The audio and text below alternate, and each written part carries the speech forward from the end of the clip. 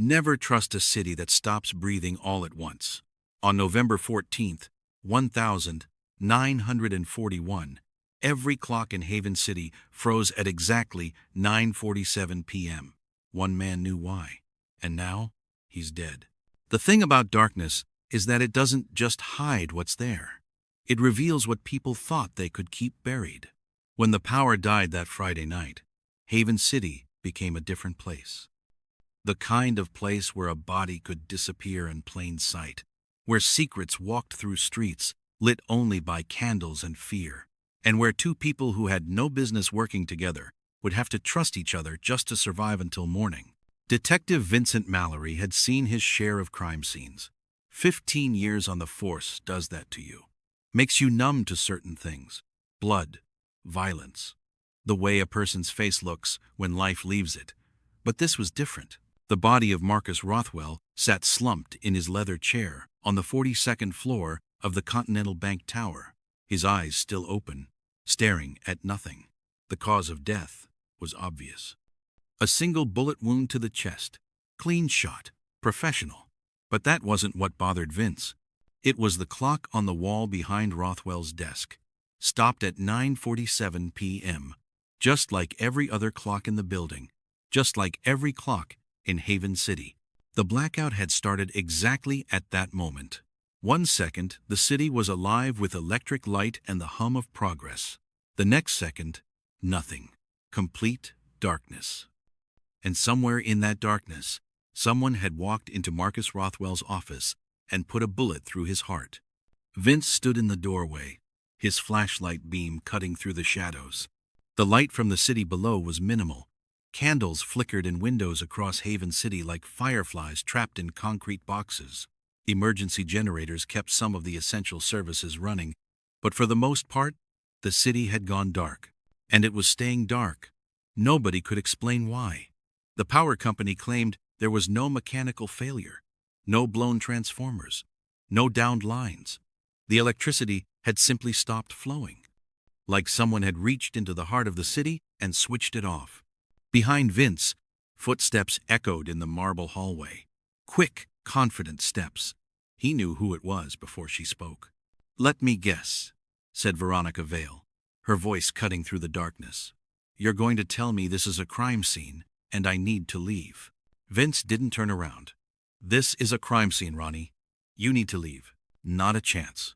She moved past him into the office, her own flashlight scanning the scene. Ronnie Vale was a reporter for the Haven City Gazette, and she had a reputation for showing up where she wasn't wanted. She was good at her job. Too good, sometimes. Marcus Rothell doesn't just die on the same night the entire city loses power. That's not coincidence. That's a story. That's a homicide investigation. Same thing. Vince finally turned to look at her. Even in the weak light, he could see the determination in her eyes. Ronnie was in her late 20s, sharp as a razor, with dark hair she kept pinned back and a notebook that never left her hand. She'd broken more than one major story in the past year, and she'd made more than one enemy doing it. "How did you even get up here?" Vince asked. "The building's supposed to be sealed." "I have my sources." She moved closer to the body, studying Rothwell's face. He looked surprised, like he didn't expect whoever did this. Or he knew them and didn't think they'd actually pull the trigger. Ronnie nodded slowly. "What do we know about him?" "We? Come on, Vince. You know how this works. I get information, you get information. We both win." Vince sighed. He'd worked with Ronnie before, unofficially. She had connections in places the police department couldn't reach, the kind of people who talked to reporters but ran from badges. And right now, with the city in chaos and a dead banker cooling in his chair, he needed every advantage he could get. "Marcus Rothell," Vince said, 53 years old, senior vice president at Continental Bank, married, 2 kids, clean record, no known enemies. "Everyone has enemies," Ronnie said. "Especially bankers." She was right about that. Continental Bank was one of the largest financial institutions on the East Coast.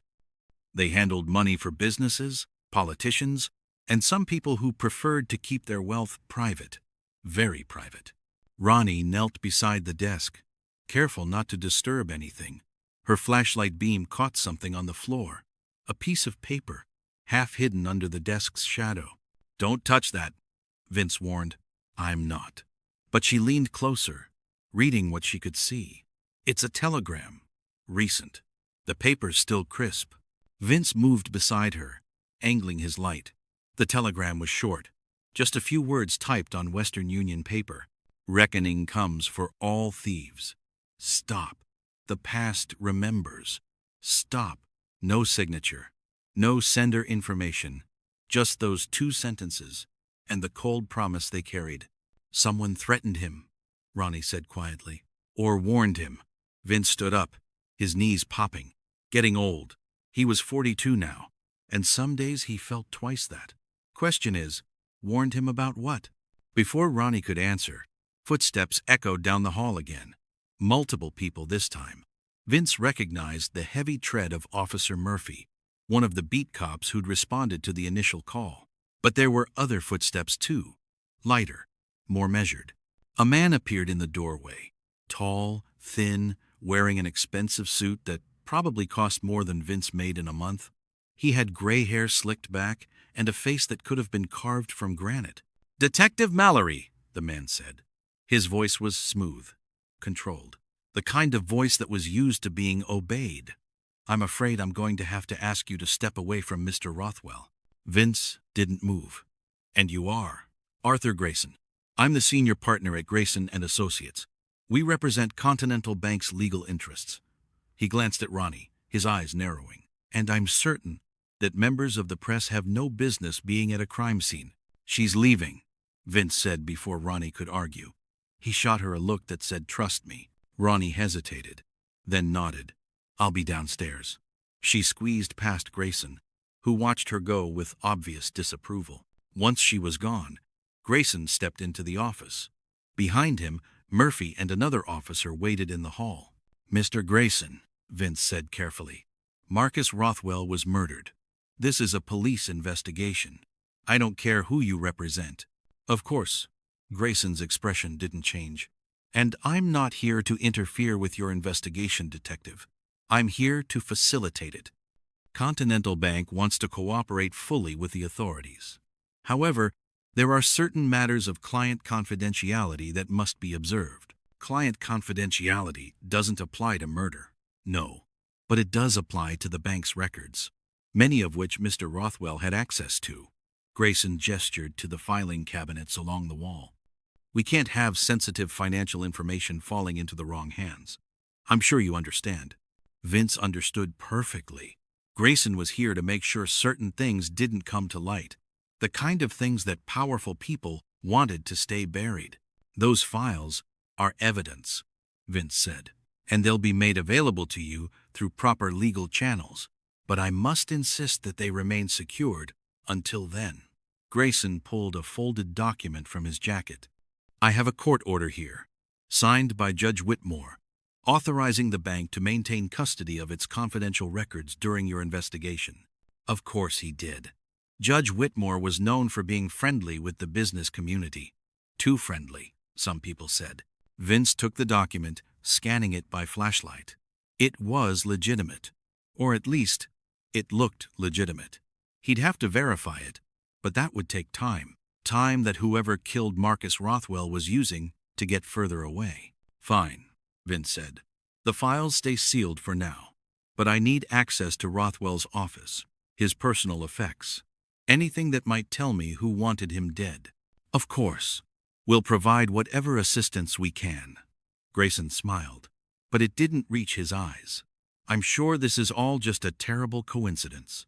Mr. Rothell being killed during the blackout. Wrong place, wrong time. You think someone just randomly chose to shoot one of your vice presidents in his locked office on the 42nd floor? Stranger things have happened during times of chaos, Detective." They hadn't. But Vince didn't argue. He knew when he was being handled. Grayson was smooth, professional, and probably covering something up. The question was what? Vince found Ronnie waiting outside the Continental Bank Tower, leaning against a street lamp. The city was quieter than he'd ever heard it. No traffic, no radios. No electric hum that usually filled the air. Just the sound of wind and distant voices, and the occasional rumble of cars with working batteries trying to navigate the darkened streets. "Let me guess," Ronnie said as Vince approached. "Lawyers showed up and shut you down." Something like that. He lit a cigarette, the match flare bright in the darkness. "Arthur Grayson. Slick as oil, and twice as dirty. I know Grayson. He's represented half the power players in this city. If he's involved, then whatever Rothell was into goes deeper than a simple murder. Nothing about this is simple." Vince took a drag from his cigarette, the smoke curling into the cold November air. "That telegram we found. Someone knew Rothell had done something. Something worth killing him over." Ronnie pulled out her notebook, flipping through pages by the light of a nearby candle someone had placed in a window. "I've been hearing things about Continental Bank. Rumors. Nothing concrete, but enough to make me curious." "What kind of rumors?" "The kind that involve money moving through channels it shouldn't. Foreign accounts. Transactions that don't quite add up." She looked up at him. "And identity papers. Lots of them." Vince felt something cold settle in his stomach. Identity papers. With the war raging in Europe and refugees desperate to escape, false documents had become valuable commodities. And expensive ones. "You think Rothell was involved in forged documents?"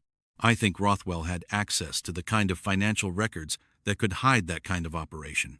Whether he was actively involved or just turning a blind eye, I don't know yet." A car rolled past, its headlights cutting through the darkness. The driver was moving slowly, carefully, trying to navigate without streetlights. Vince watched it go, thinking, "The telegram mentioned thieves," he said, "and the past. If Rothell was helping forge identity papers, maybe he crossed the wrong person, took money, and didn't deliver. Or delivered the wrong papers to someone who ended up dead because of it. Or maybe he knew something about who was running the operation," Ronnie added, "and they decided he was a liability." It made sense. Too much sense. But they needed proof. And with Grayson blocking access to the bank's records, finding that proof was going to be difficult. "I need to talk to Rothell's wife," Vince said. "See if he mentioned anything unusual. Threats, worried behavior. And I need to talk to my sources." Ronnie closed her notebook. "There's a guy I know who moves in certain circles. Black market stuff. If there's a forged document operation in Haven City, he'll know about it. Be careful. If you're right about this, then whoever killed Rothell isn't playing games." Ronnie smiled. "I'm always careful." That was a lie, and they both knew it. But Vince didn't argue. He had his own leads to chase. They split up at the corner of 5th and Broadway.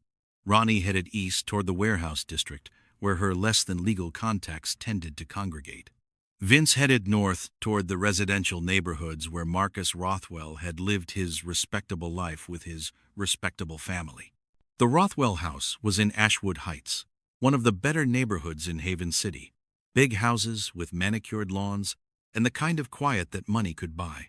But tonight, even Ashwood Heights felt different, darker, more vulnerable. Vince knocked on the front door, his badge ready. A woman answered, her face pale in the candlelight. She was maybe 50, with blonde hair gone gray at the temples and eyes that had been crying recently. "Mrs. Rothell?" Vince said gently. "I'm Detective Mallory. I'm very sorry for your loss. May I come in?" Eleanor Rothell nodded, stepping aside. The house was lit by candles and a small camping lantern set up in the living room. 2 teenagers sat on the couch, a boy and a girl, both looking shell-shocked. "The children," Eleanor said quietly. "David and Margaret. They're taking it hard." "Of course." Vince removed his hat. "I won't take much of your time. I just need to ask a few questions about your husband." They sat in the dining room, away from the kids. Eleanor wrapped a shawl around her shoulders, shivering despite the relative warmth of the house. "Marcus was supposed to be home by 8, she said. "He called earlier in the day and said he had some work to finish, but he'd be home for dinner. When he didn't show up, I thought maybe he'd decided to work late because of some urgent matter. He did that sometimes. Worked late. Did he seem worried about anything recently? Any unusual behavior?" Eleanor thought about it, her fingers twisting the edge of her shawl. He was stressed, more than usual. For the past few weeks, maybe a month, he seemed distracted, like his mind was somewhere else. Did he mention why? No. Marcus didn't talk about work much. He said it was boring. Numbers and accounts. Nothing interesting. She looked up at Vince, her eyes red. But about a week ago, someone called the house, late at night. Marcus answered, and his whole demeanor changed. He went pale, took the phone into his study, and closed the door. I could hear him arguing with whoever it was, but I couldn't make out the words. Did he tell you who called? No. When I asked, he said it was a work matter. Someone upset about a loan decision. But I knew he was lying. Marcus was never a good liar. Vince wrote this down in his notebook. Did your husband ever mention the black market? Forged documents?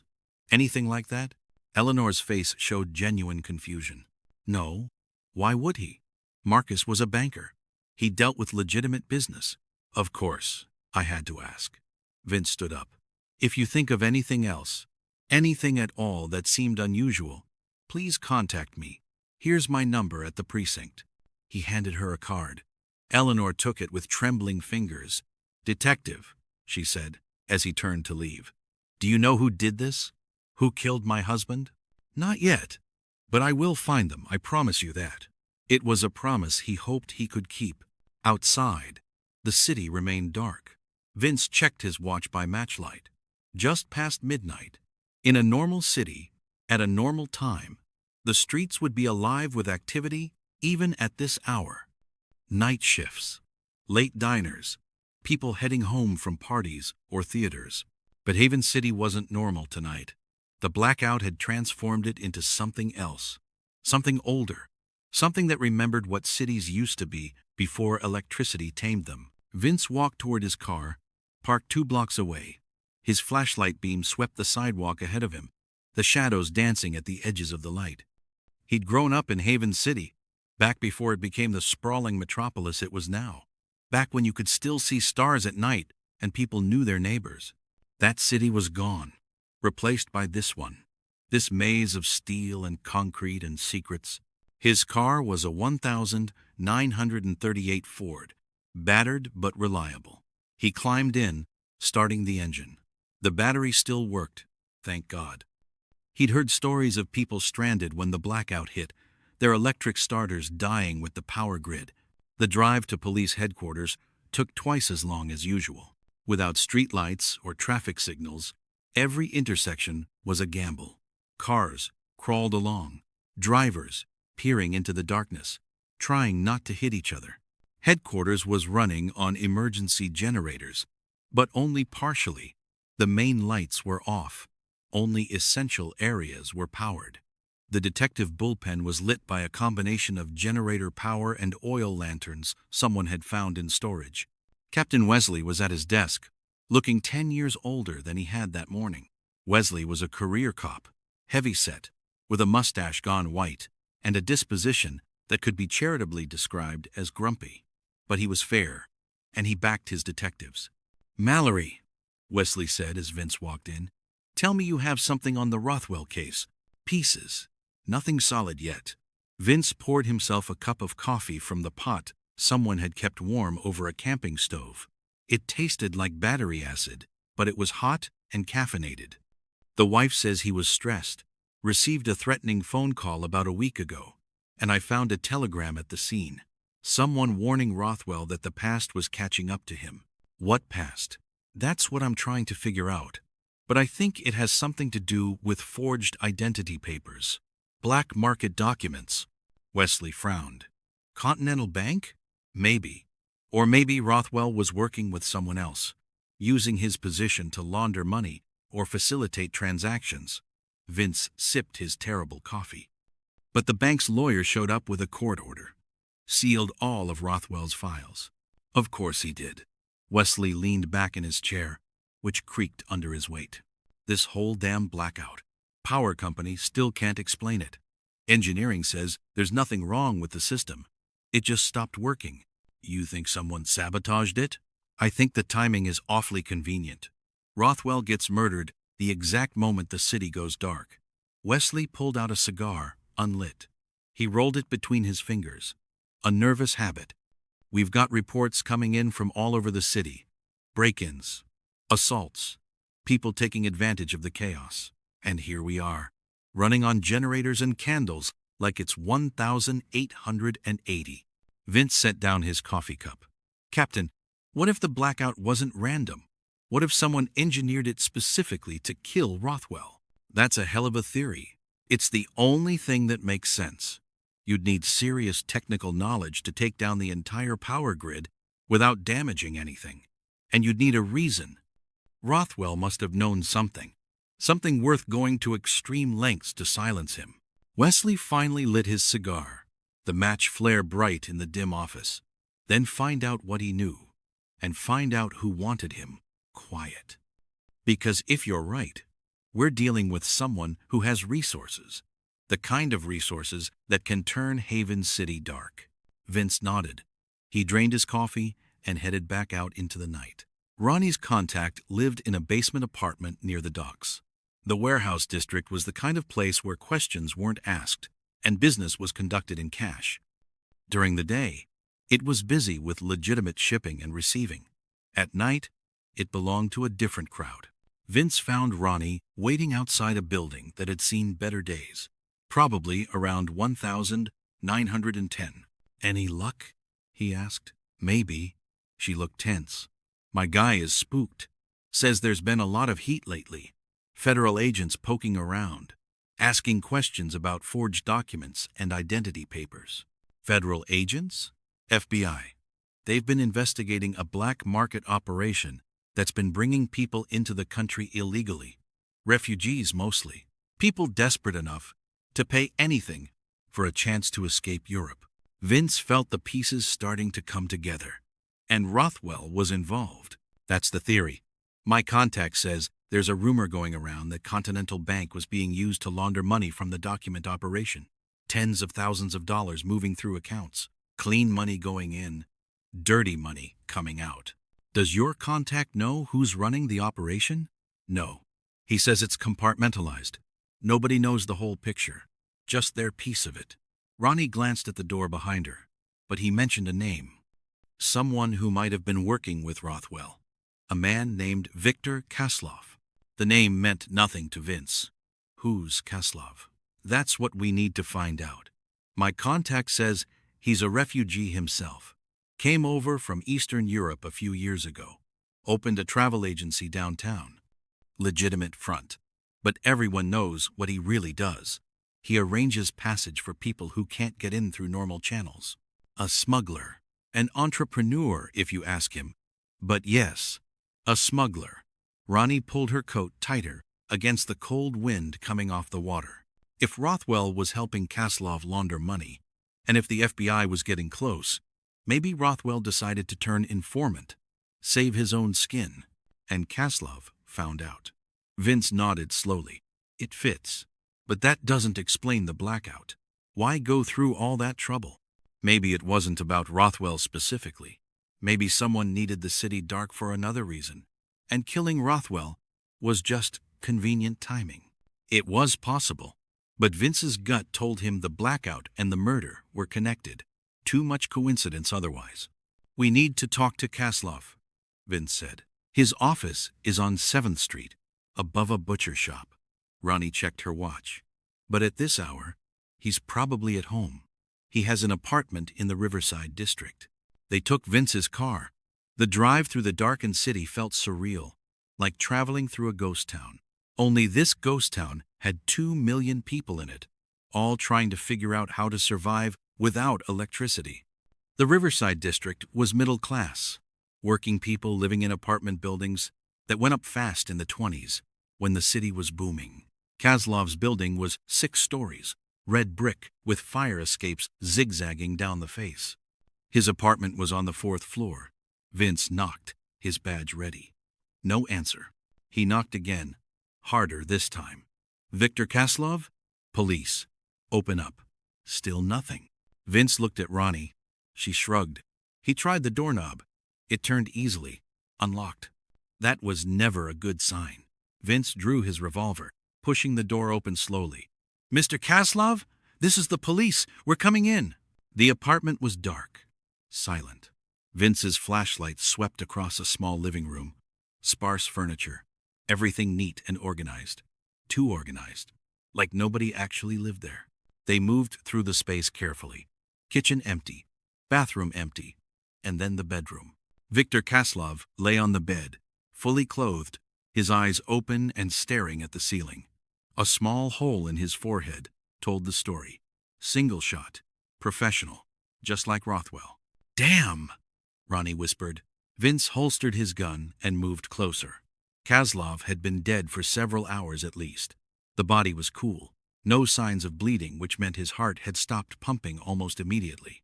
Whoever shot him knew what they were doing. On the nightstand, another telegram. Same style as the one in Rothwell's office.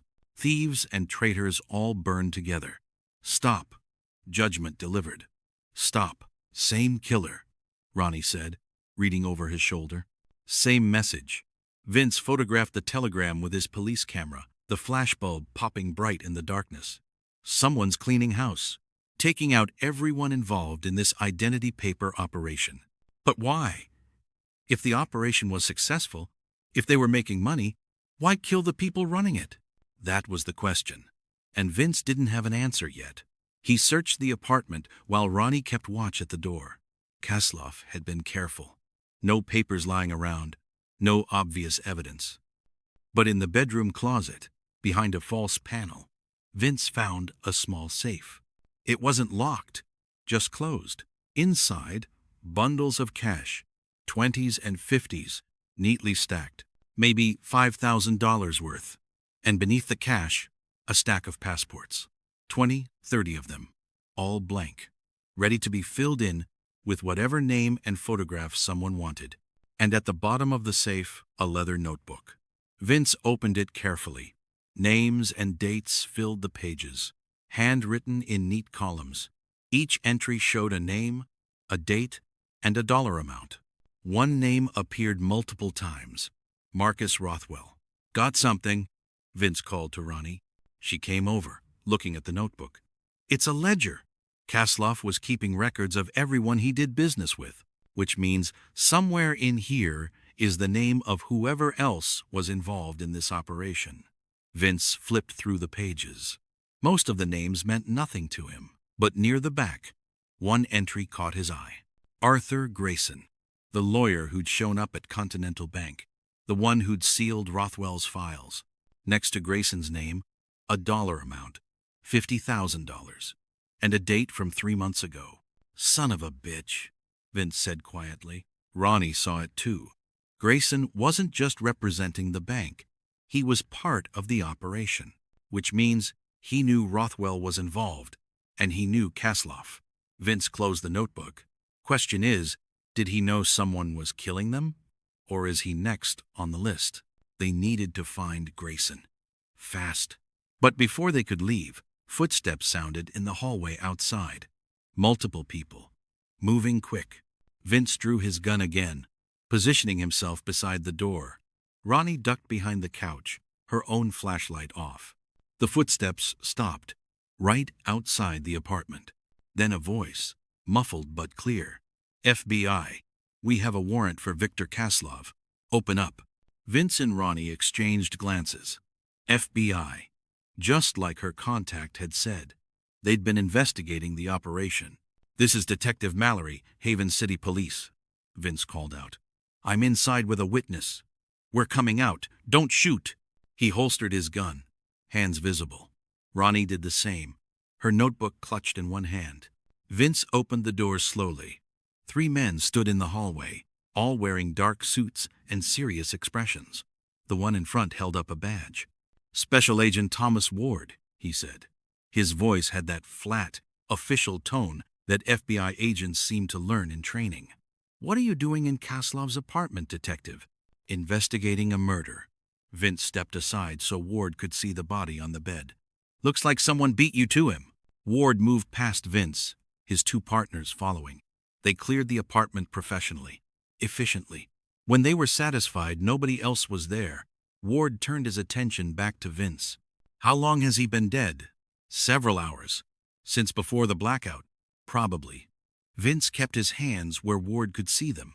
FBI agents were notoriously territorial about their investigations. We found a telegram. Same as the one at another crime scene tonight. Marcus Rothell. It wasn't a question. Ward already knew about Rothell. You've been watching them, Vince said. Both of them, Rothell and Kaslov. We've been investigating a black market operation dealing in forged identity documents, Ward confirmed. Kaslov was a person of interest. So was Rothell. We were building a case. Not fast enough, apparently. Ronnie stepped forward. Someone else decided to deliver their own justice. Ward looked at her. And you are? Veronica Vale. Journalist. A journalist at a crime scene. How convenient. Ward's expression didn't change. I'm going to need that notebook you're holding, Miss Vale. Ronnie held up Kaslov's ledger. You mean this? Evidence in a double homicide investigation? Evidence in a federal investigation that supersedes your local murder case. 2 people are dead, Vince said. Both connected to this identity paper operation. And I found evidence that suggests a Haven City lawyer named Arthur Grayson is also involved. This isn't just about forged documents anymore. This is about murder. Ward considered this. He was younger than Vince, maybe 35, with the kind of face that gave nothing away. But behind his eyes, Vince could see the calculations happening. Ward had a case to build, evidence to protect, but he also had 2 dead bodies and a detective who wasn't going to just step aside. Arthur Grayson, Ward said finally, senior partner at Grayson and Associates. You know him, we know of him. He's represented several individuals we've been investigating. Always stays just on the right side of legal. Very careful, very smart. Smart enough to kill 2 people and make it look like gang activity? I don't know. But we need to find him. Ward pulled out a notepad. Where does Grayson live? I don't know. But I know where his office is. Vince checked his watch. 2 in the morning. Probably not there now. Then we check his home address. Ward gestured to one of his partners. Call the office. Get me everything we have on Arthur Grayson. Home address, known associates, everything. The agent nodded and stepped into the hallway, speaking quietly into a telephone Vince hadn't noticed. Must be one of the few working phone lines in the city, patched through the emergency systems. Ward turned back to Vince and Ronnie. You 2 are coming with us. I want statements from both of you. And I want that ledger. The ledger is evidence in my homicide case, Vince said, and in my federal case, which, as I mentioned, supersedes yours. They could argue about jurisdiction all night, but it wouldn't help anyone. Rothell and Kaslov were still dead, and somewhere in Haven City, someone was either hiding or hunting for their next target. Fine, Vince said, but I'm staying involved in this investigation. These are my victims, my city. Ward almost smiled. Fair enough. Detective, let's go find Arthur Grayson before he ends up victim number 3. Arthur Grayson lived in a penthouse apartment on the north side of Haven City, overlooking the harbor. The kind of place that cost more per month than most people made in a year. Doorman. Private elevator. Security that was probably still working despite the blackout, thanks to a private generator. Vince rode up in the elevator with Ward and his 2 partners, whose names he'd learned were Agent Morris and Agent Keller. Ronnie had been left downstairs with a patrol officer, much to her frustration. But Ward had insisted. Only law enforcement in the hot zone. The elevator opened directly into Grayson's apartment. Marble floors, expensive furniture, art on the walls that probably cost more than Vince's house. And Arthur Grayson sitting in a leather chair by the window, a glass of whiskey in his hand, watching the darkened city below. Gentlemen, Grayson said without turning around, I've been expecting you. Ward drew his weapon. Arthur Grayson, you're under arrest for conspiracy to commit fraud and violation of federal immigration laws. Am I? Grayson took a sip of his whiskey. How interesting. I assume you have evidence to support these charges? We have a ledger with your name in it, linking you to Victor Kaslov and his identity document operation. A ledger that's been in the possession of a criminal. Not exactly admissible evidence, Agent Ward. He knew Ward's name, of course he did. Grayson had probably known the FBI was investigating him for months, maybe longer. Vince moved around to where he could see Grayson's face. The lawyer looked calm. Too calm for a man about to be arrested. "Where were you tonight between 9 and 10 p.m.?" Vince asked. "Here. At home. Alone. Unfortunately. So I have no alibi." Grayson smiled. "But then, I don't need an alibi for something I didn't do. Marcus Rothell and Victor Kaslov are both dead. Both shot. Both received threatening telegrams before they died. How tragic. I assume you think I'm responsible. You were part of their operation. You helped them launder money through Continental Bank. And when the FBI started closing in, you decided to eliminate the evidence." Grayson set down his glass, finally standing. He was tall, composed, every inch the successful attorney. "Detective Mallory, I'm going to give you some free legal advice. Never make accusations you can't prove. It tends to lead to lawsuits. I can prove you took $50,000 from Victor Kaslov 3 months ago. That's in his ledger. Consulting fees. Perfectly legitimate. For what? How to forge identity papers? For estate planning advice. Which, as it turns out, Mr. Kaslov won't be needing now." Grayson walked toward the window, his hands clasped behind his back. "You see, Detective, the problem with your theory is that I had no reason to kill Rothell or Kaslov. They were valuable business associates. Their deaths only bring unwanted attention. Federal investigations, police scrutiny, exactly the kind of attention someone in my position would want to avoid. Unless they were about to talk," Ward said. "Unless they decided to cooperate with federal investigators to save themselves." "An interesting hypothesis. Do you have any evidence that either man was planning to cooperate?" Ward didn't answer, which was answer enough. Grayson smiled. "I didn't think so. Gentlemen, I understand you're under pressure to solve these crimes. The city's in chaos. 2 prominent men are dead. You need someone to blame. But I'm not your killer." "Then who is?" Vince stepped closer. "Who else knew about the operation? Who else had access to both Rothell and Kaslov?" For the first time, something flickered across Grayson's face. Not fear exactly, but caution, like he was weighing how much to say. "There were others involved," Grayson said slowly. "The operation was larger than just 3 men. Much larger. And some of those involved have resources that make my legal connections look like child's play." "Names," Ward demanded. "Give me names." "I can't. Not without proof. Not without protection." Grayson looked at Ward. "But I can tell you this. The man you're looking for isn't killing people to cover up a black market operation. He's killing them because they betrayed something far more important than money." "What?" Vince asked. "A cause. A country. A war effort." Grayson walked back to his chair, sitting down heavily. "The identity paper operation wasn't just about refugees, Detective. It was about getting certain people out of Europe. Specific people. People with information. Scientists. Engineers. Assets who needed to disappear before the Nazis found them." Vince felt the floor shift beneath him. This wasn't about money at all. This was about espionage. "You're telling me this was a government operation?" Ward's voice was tight. "I'm telling you it had government connections. British intelligence. American contacts. People who understood that winning the war would require more than just soldiers and ships. It would require knowledge. And the people who possessed that knowledge needed to be protected. And Rothell and Kaslov were part of this. They facilitated it.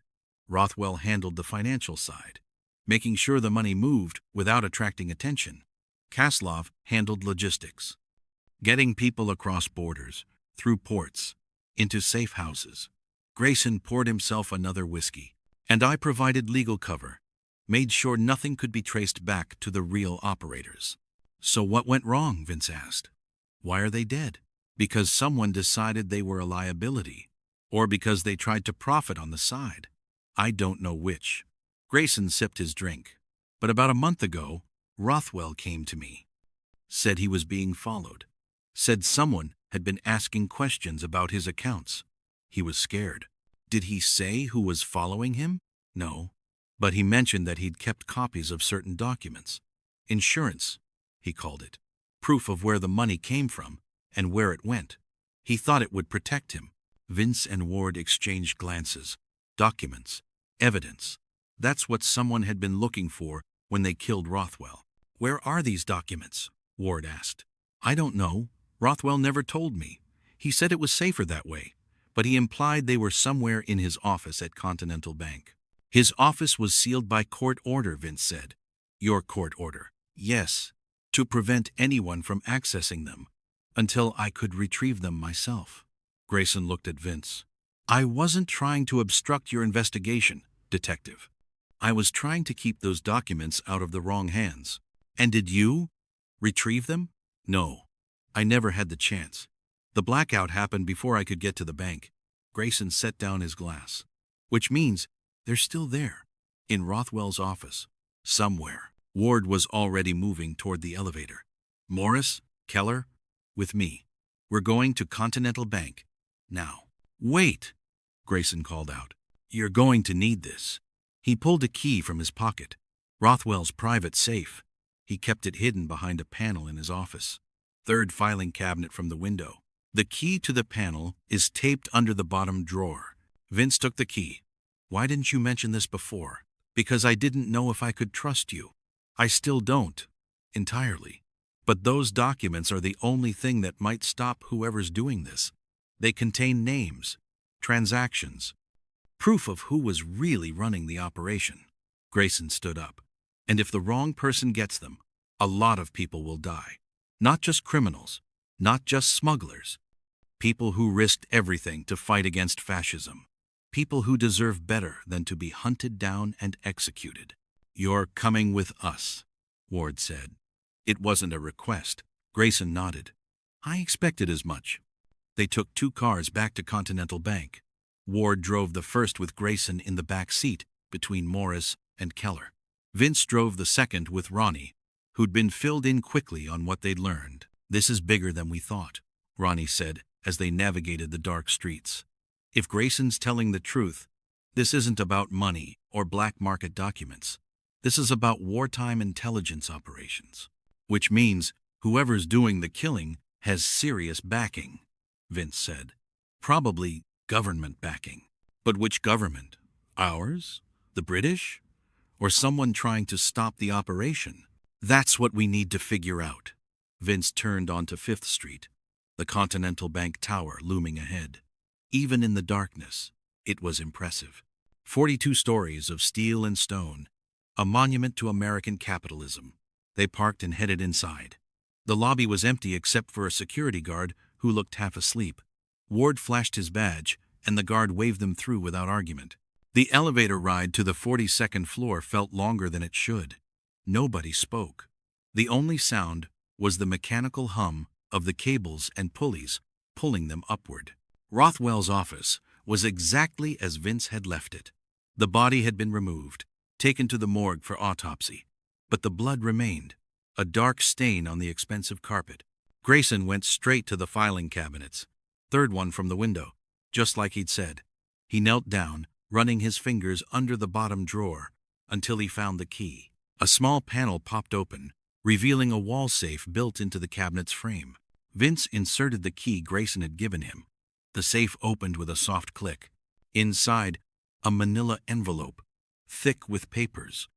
Ward took it, opening it carefully. Documents spilled out. Financial records, ledgers, photographs of men Vince didn't recognize, and telegrams. Dozens of them, all with similar messages, instructions, coded language. And at the bottom of the stack, a list of names, typed on Continental Bank letterhead. Ward read through it, his face growing darker with each name. These are intelligence assets. British agents, American operatives, scientists who defected from Germany. He looked at Grayson. How did Rothell get this? He compiled it. Every person who came through the operation, he documented. He thought it would protect him. Proof that he was doing something important, something noble. This is classified information. This could get people killed, which is exactly why someone wants it. Grayson took one of the telegrams, reading it. And I think I know who. He handed the telegram to Vince. It was dated 2 weeks ago. Short message, but the signature at the bottom made Vince's blood run cold. Colonel James Ashford, U.S. Army Intelligence. Ashford was coordinating the operation, Grayson explained.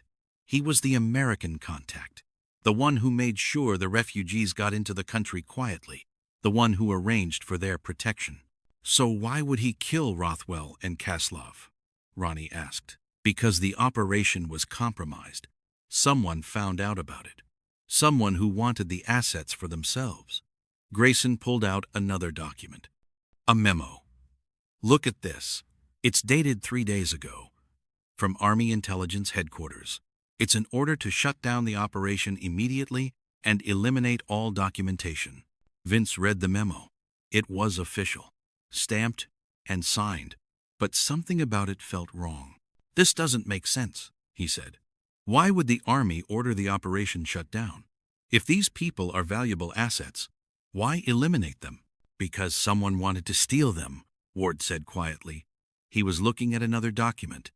A transfer order. Look at this.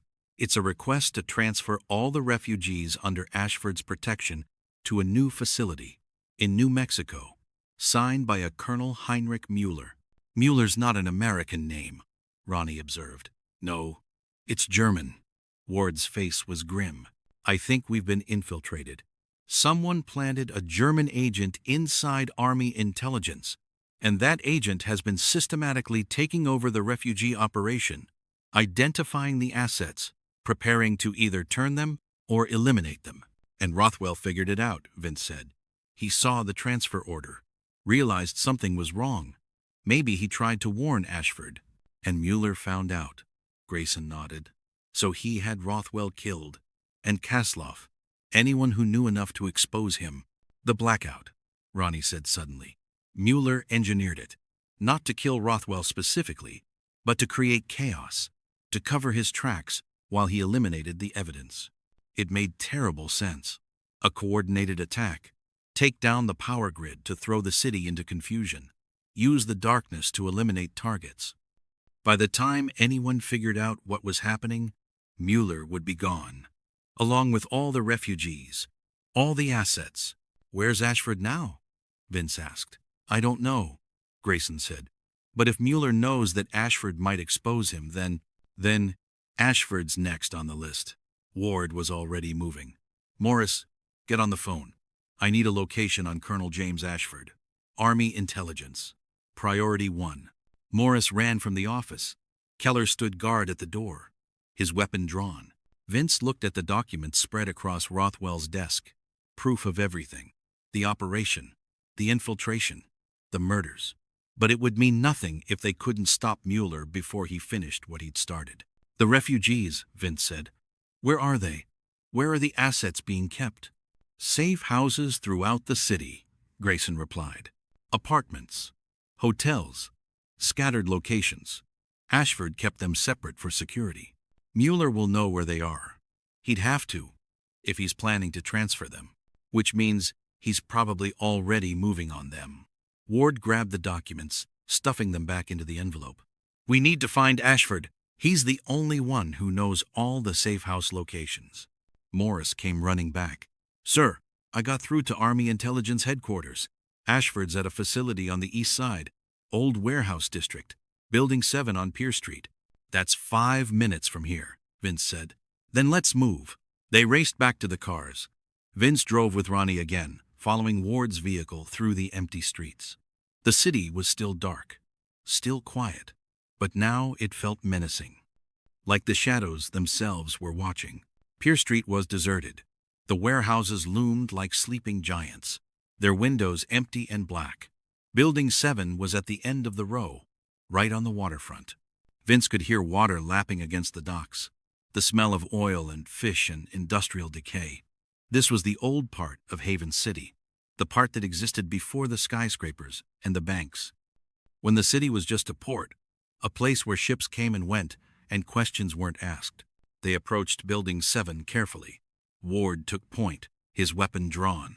Vince and the other agents spread out, covering the entrances. The front door was unlocked. That was never a good sign. Inside, the warehouse was cavernous, empty except for a few old crates and machinery left over from whatever business used to operate here. In the center of the space, a single light burned, a camping lantern set on a table. And beside the table, Colonel James Ashford. He was in his late 50s, gray-haired, wearing his army uniform.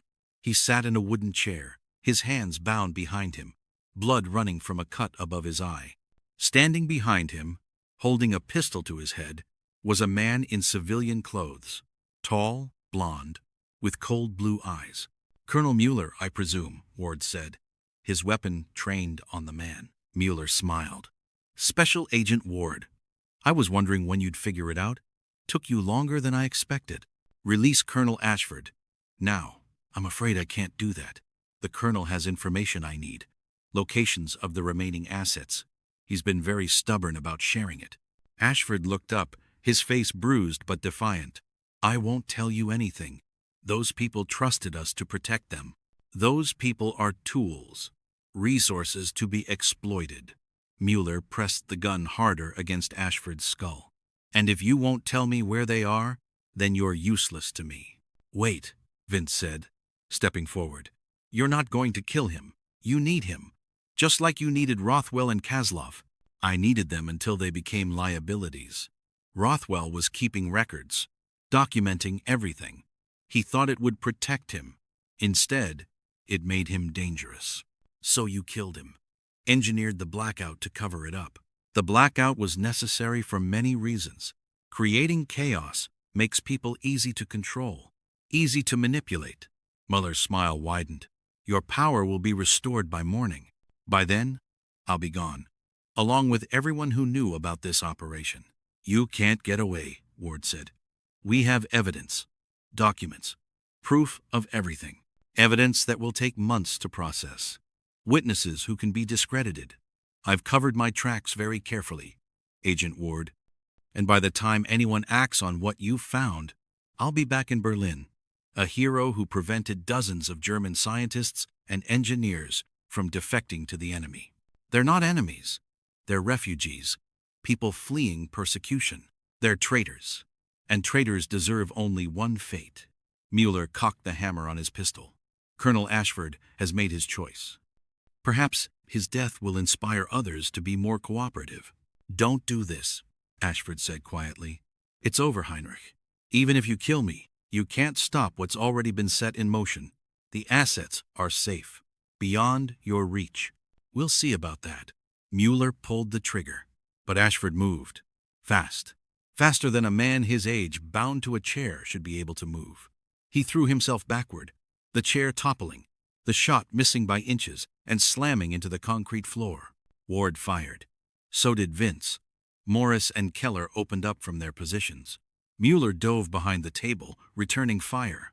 Muzzle flashes lit up the warehouse like lightning. The sound was deafening in the enclosed space. Vince dropped to the ground, rolling behind a crate. Splinters exploded above his head as Mueller's bullets tore into the wood. He could see Ashford on the ground, struggling to free his hands. Helpless. Ward was advancing, using the machinery as cover. Morris had circled around to the left, trying to flank. Keller was pinned down near the entrance. Mueller was good, professional. He wasn't panicking, wasn't wasting ammunition. Each shot was calculated, precise. But he was alone, and they had numbers. Vince popped up, firing 3 rounds. Mueller ducked, moved, returned fire, but the movement exposed him for just a second. Ward took the shot. Mueller stumbled, hit in the shoulder. His gun dropped, clattering across the floor. He reached for it, but Morris was there, kicking it away. "Down! On the ground! Now!" Mueller complied, his face twisted in pain and rage. Blood soaked his shirt, spreading across his chest. Vince rushed to Ashford, cutting the ropes that bound his hands. The colonel stood up shakily, rubbing his wrists. "You all right?" Vince asked. "I'll live, thanks to you." Ashford looked at Mueller. who was being handcuffed by Morris and Keller. Is it really over? It's over, Ward confirmed. He was breathing hard, adrenaline still pumping. Mueller's going to face trial, federal charges, espionage, murder. He's not going anywhere. Ashford nodded. Then he turned to Vince. The assets, the refugees, they're safe. I moved them 2 days ago, when I suspected Mueller was compromised. They're in protective custody now. Federal witnesses. They'll testify against everyone involved in the Nazi infiltration. Good, Vince said. That's good. Outside, sirens were beginning to wail. Someone had heard the gunshots, called it in. Within minutes, the warehouse would be swarming with police and federal agents. But Vince barely noticed. He was thinking about Marcus Rothell, about Eleanor Rothell and her children, about Victor Kaslov, who'd risked his life to save others and paid the ultimate price. They died because they tried to do the right thing, because they saw people in need and decided to help, even when it was dangerous, even when it could cost them everything. And it had. But their deaths hadn't been in vain. The refugees were safe. The Nazi agent was caught. The operation was exposed. Sometimes, Vince thought, that had to be enough. The power came back on at 6:30 a.m., just as Mueller had predicted. One moment the city was dark, the next moment street lights flickered to life across Haven City. Windows glowed. Traffic signals blinked red and green and yellow. The electric hum returned, filling the air with its constant presence. Vince was at police headquarters when it happened. He'd been up all night, giving statements, filing reports, helping Ward and his team process the evidence they'd recovered. The coffee had stopped working hours ago. He was running on fumes now. Captain Wesley found him in the bullpen, staring at his typewriter like he'd forgotten how to use it. Go home, Mallory, Wesley said. His voice was gruff but not unkind. You've been at this for 18 hours straight. You need sleep. I need to finish the reports. The reports can wait. The case is closed. Mueller's in federal custody. Grayson's cooperating with the FBI. And the refugees are safe. Wesley dropped a newspaper on Vince's desk. The morning edition rushed to print as soon as the power returned. The headline screamed, Nazi spy caught in Haven City. Blackout linked to murder plot. Below it, a byline, Veronica Vale. She got her story, Wesley observed. She earned it. Vince picked up the paper, scanning the article. Ronnie had written it well. Detailed, but not sensational. Focused on the facts. She'd even managed to avoid mentioning Vince by name, keeping him out of the spotlight. That was good. He hated the spotlight. There's going to be a commendation, Wesley said. From the mayor. Maybe the governor. This is big news. Nazi infiltration. Wartime espionage. You stopped it. We stopped it. Ward and his team. Ashford. Even Grayson in his own way. Always the humble cop. Wesley almost smiled. Fine. Team effort. But you were there. You made the connections. You figured out what Rothell and Kaslov were really involved in. Vince didn't feel like a hero. He felt tired and sad. 2 men were dead. Good men, despite their questionable methods. They'd tried to help people, and it had gotten them killed. What happens to Eleanor Rothell? Vince asked. And the kids? The bank is taking care of them. Pension. Benefits. Grayson's firm is handling it pro bono. It's the least they can do. Wesley pulled up a chair, sitting down heavily. Listen, Mallory, I know this one got under your skin. They always do. The cases where decent people end up dead for doing the right thing. Shouldn't be that way. No, it shouldn't. But it is. And all we can do is make sure their deaths mean something. Make sure the bad guys face justice. Wesley stood up. Now, go home. That's an order. Vince nodded. He grabbed his coat and headed out. The city looked different in the morning light. Cleaner somehow. Like the darkness had washed away some of its grime. People were emerging from their homes, blinking in the sunlight, grateful to have electricity again. Life was returning to normal. But Vince knew that normal was an illusion. Beneath the surface, Haven City was still the same complicated, dangerous, Beautiful mess it had always been, full of people trying to survive. Some of them good, some of them bad. Most of them somewhere in between. He drove to Eleanor Rothwell's house in Ashwood Heights. It felt wrong not to tell her in person how her husband had died, what he'd been doing, why it mattered. She answered the door in a bathrobe, her eyes red from crying. But she invited him in, offered him coffee, which he accepted gratefully. They sat in her living room, the morning sun streaming through the windows. The kids were still asleep upstairs. Eleanor held her coffee cup with both hands, like it was the only thing keeping her anchored. Marcus was trying to help people, Vince said gently. Refugees fleeing the war. He used his position at the bank to help them start new lives here. It wasn't strictly legal, but it was the right thing to do. Eleanor nodded slowly. I knew he was doing something. I didn't know what. He was secretive about it, but he seemed purposeful, like he'd found something important to do with his life, beyond just counting money. He saved lives, dozens of them, maybe hundreds. Scientists, engineers, families, people who would have died if they'd stayed in Europe, and someone killed him for it. Yes, but we caught the man responsible. He'll face justice. Eleanor set down her coffee cup. Her hands were shaking. Will it help? Justice? Will it bring Marcus back? Will it make my children understand why their father is gone? Vince had no answer for that. Justice was cold comfort when you were grieving. No, he said honestly. Nothing will bring him back. But his death stopped something terrible. A Nazi infiltrator who would have killed dozens more people. Betrayed our country. Your husband's work, his sacrifice. It mattered. It saved lives. Eleanor looked at him, tears streaming down her face. I wish he was here. I wish I could tell him I'm proud of him. That I understand. I think he knew. Men like your husband, they don't risk everything unless they believe in what they're doing, unless they believe the people they love will understand. They sat in silence for a while. The sunlight moved across the floor. Outside, birds sang. Life continued, indifferent to grief and loss and the small heroisms that never made the headlines. Finally, Eleanor stood up. Thank you, detective, for telling me the truth, for caring enough to come here. It's my job.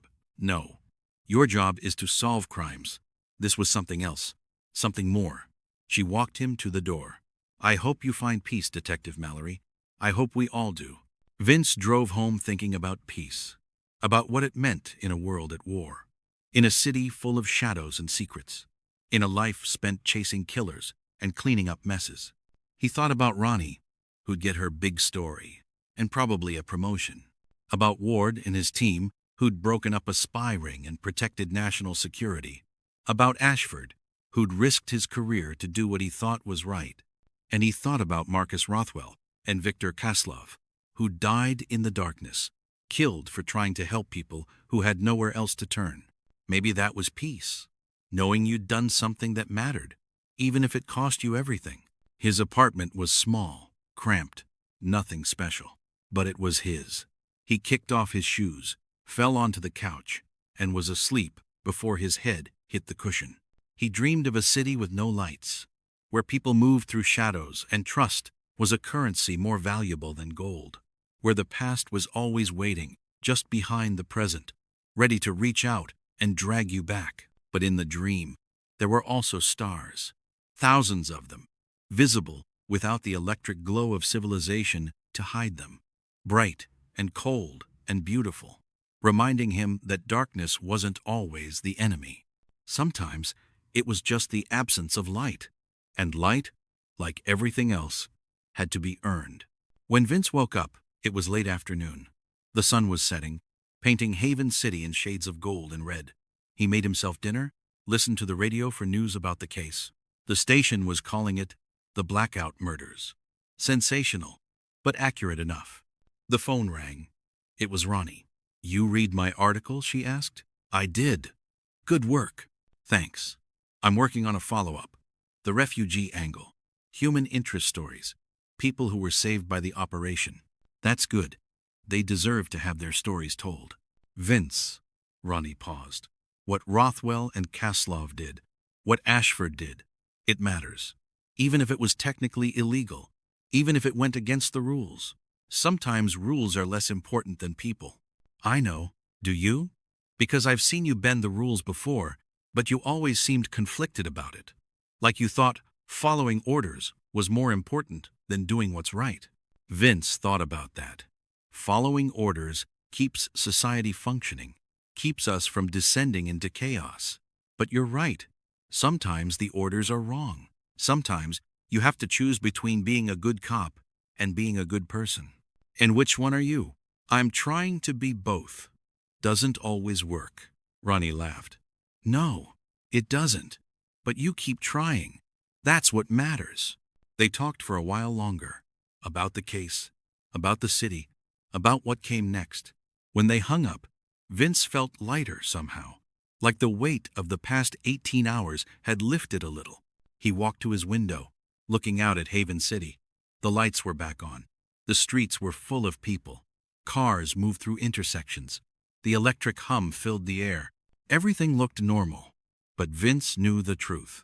Beneath the surface, in the spaces between the light and the shadows, there were still secrets, still dangers, still people fighting their own private wars against injustice and cruelty and hate. And there would always be someone who needed to stand up for them. Someone who would walk into the darkness, not knowing what they'd find, just knowing it had to be done. That was the job. That was the calling. Detective Vincent Mallory, Haven City Police, solving murders, catching killers, trying to make a difference in a world that didn't always want to be saved.